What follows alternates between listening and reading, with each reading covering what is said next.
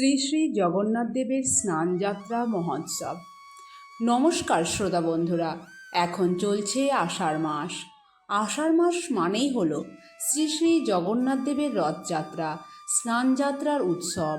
জগন্নাথ দেবের স্নানযাত্রা পুরী, ইস্কন ও মাহেশের মন্দিরে বিশেষ তিথিতে ধুমধাম করে পালিত হয়। শুধু তাই নয়, যে সমস্ত বাড়িতে ও মন্দিরে রথ উৎসব পালিত হয় সেখানেও কিন্তু বেশ ঘটা করে পালিত হয় এই স্নানযাত্রা উৎসব। জগন্নাথ দেবের 12টা যাত্রার মধ্যে সবথেকে বড় যাত্রা হলো রথযাত্রা, কিন্তু রথের ঠিক আগে যে যাত্রাটি হয় সেটাই হলো স্নানযাত্রা। এটাকে দেবস্নান পূর্ণিমাও বলে। তবে এই বছর অর্থাৎ 2026 সালে স্নানযাত্রা উৎসব কবে পড়েছে তা আমরা জেনে নেব। তার সঙ্গে জানব স্নানযাত্রা আসলে কি, 108টি কলসের রহস্য, হাতির গল্প। পঞ্জিকা অনুযায়ী স্নানযাত্রার পরবর্তীতে 15 দিন পরেই থাকে রথযাত্রা। এই রথযাত্রার তারিখ এবং সময়সূচি কি রয়েছে সেটাও জেনে নেব। এর সাথে আমরা জেনে নেব স্নানযাত্রার দিন, গঙ্গা স্নান, সত্যনারায়ণ পুজো, দানের শুভ সময় কখন থাকতে চলেছে, এই দিন বাড়িতে কোন সময় পুজো করবেন। জগন্নাথ দেবের স্নানযাত্রা হলো অতি পবিত্র একটি তিথি, তাই এই বিশেষ তিথিতে কিছু নিয়মবিধি মেনে চললে সারা বছর আপনার সংসার সুখ সমৃদ্ধিতে ভরে উঠবে। তবে কি কি নিয়ম মেনে চলবেন, কি করবেন কি করবেন না, কি কি বিধিনিষেধ রয়েছে, জগন্নাথের স্নানযাত্রা দর্শনের মাহাত্ম্য কি, ভগবানের স্নানযাত্রা দর্শন করলে তার কি ফল লাভ হয় এবং অবশেষে 108 কলস জল দিয়ে স্নানের রহস্য, এই সমস্ত কিছুই জেনে নেব আজকের এই ভিডিওতে। তো চলুন শ্রোতা বন্ধুরা, ভিডিওটি শুরু করা যাক। যদি আমার চ্যানেলে নতুন হয়ে থাকেন তাহলে অবশ্যই চ্যানেলটিকে সাবস্ক্রাইব করবেন এবং ভিডিওটিতে একটি লাইক করে কমেন্ট করবেন এবং শেষ পর্যন্ত সঙ্গে থাকবেন। ভিডিওটি শুরু করার আগে শ্রী শ্রী জগন্নাথ দেবের কৃপা পেতে কমেন্ট বক্সে অবশ্যই লিখুন জয় শ্রী জগন্নাথ। আগামী 14ই আষাঢ় সোমবার পড়ছে দেবস্নান পূর্ণিমা। দেবস্নান পূর্ণিমা তিথিতে মহাপ্রভু জগন্নাথ দেবের স্নানের উৎসব, স্নানযাত্রা পালিত হয়। এই দিন রয়েছে শ্রী শ্রী জগন্নাথ দেবের জন্মতিথিও। স্নানযাত্রা আসলে কি? স্নানযাত্রা হলো সনাতন ধর্মাবলম্বীদের কাছে খুবই পবিত্র একটি উৎসব। খণ্ডপুরাণে আছে, রাজা ইন্দ্রদুর্ম যখন প্রথম জগন্নাথ, বলরাম, সুভদ্রার দারু বিগ্রহ প্রতিষ্ঠা করেন তখন তিনি প্রথম এই স্নানযাত্রা উৎসব চালু করেন। এটাকে মানা হয় জগন্নাথ দেবের জন্মতিথি। প্রতি বছর জ্যৈষ্ঠ মাসের পূর্ণিমাতে এই উৎসব হয়। ঢাক, ঢোল, শঙ্খ বাজিয়ে বিশাল শোভাযাত্রা করে স্নানবেদিতে নিয়ে যাওয়া হয়। ভক্তদের দর্শনের জন্য অনুমতি দান করা হয়। স্নানযাত্রার পূর্বে জগন্নাথ, সুভদ্রা এবং বলরাম এদের সকলকে রেশমি কাপড় দিয়ে মোড়া হয়। এরপর শুরু হয় মহাস্নান। 108টি কলসি ভর্তি জল দ্বারা তাদের স্নান করানোর রীতি আছে। স্নানযাত্রার পরে অর্থাৎ আষাঢ় মাসের পূর্ণিমা তিথি থেকে শুরু করে আষাঢ় মাসের অমাবস্যা পর্যন্ত ভগবান জগন্নাথ দেবকে জনসাধারণের থেকে দূরে রাখা হয়, কারণ এই সময় 15 দিন ধরে চলে জগন্নাথ দেবের লীলা।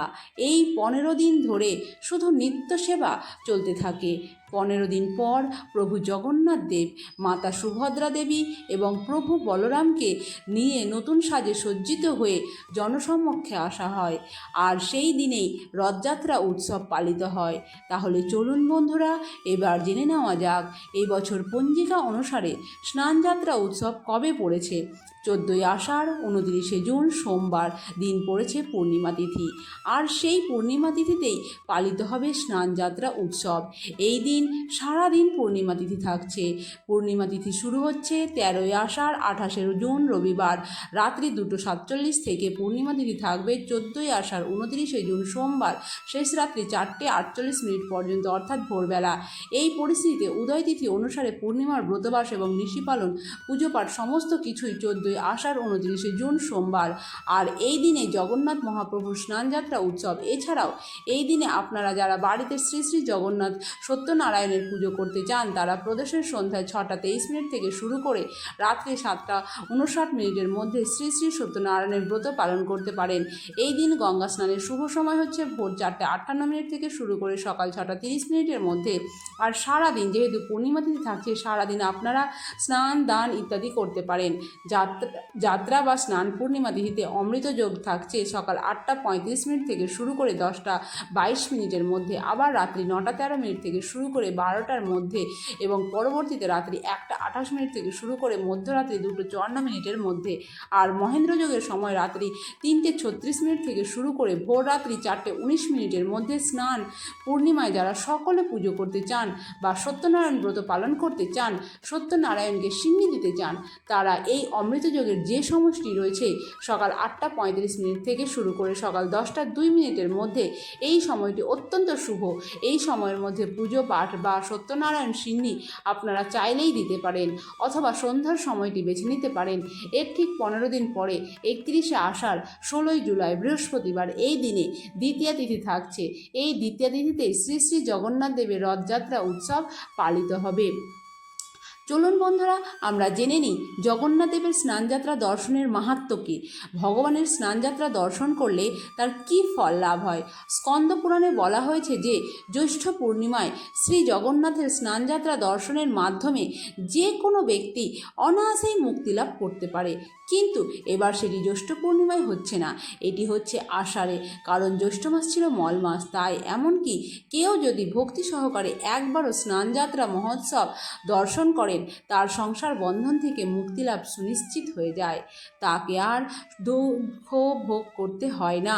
জৈমিনী ঋষি স্নানযাত্রার মাহাত্ম্য হিসেবে বলেছেন, ভগবান পুরুষোত্তমের স্নানযাত্রা দর্শন করলে সমস্ত তীর্থসমূহে স্নান করার থেকেও 100 গুণ অধিক ফল লাভ করা যায়, এতে কোনো সংশয় নেই।